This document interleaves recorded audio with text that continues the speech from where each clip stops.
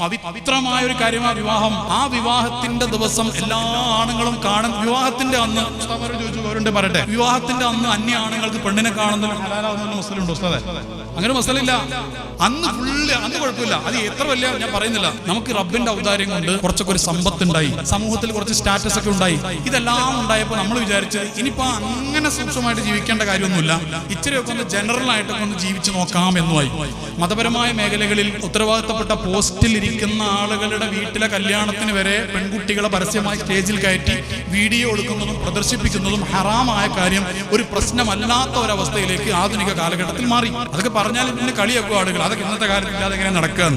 അത്ര വരെ നമുക്കിതൊരു പ്രശ്നമല്ലാതായി മാറി. എത്ര ഉത്തരവാദിത്തപ്പെട്ട ആളുകളുടെ വീടുകളിലാണെങ്കിൽ പോലും അങ്ങനെ സംഭവിക്കുന്ന എത്രയോ നാടുകളിൽ ഞാൻ കാണുന്നുണ്ട്. അത് അന്ന് മാത്രല്ലേ, അതിങ്ങനെ അന്ന് ശരിയാവാ.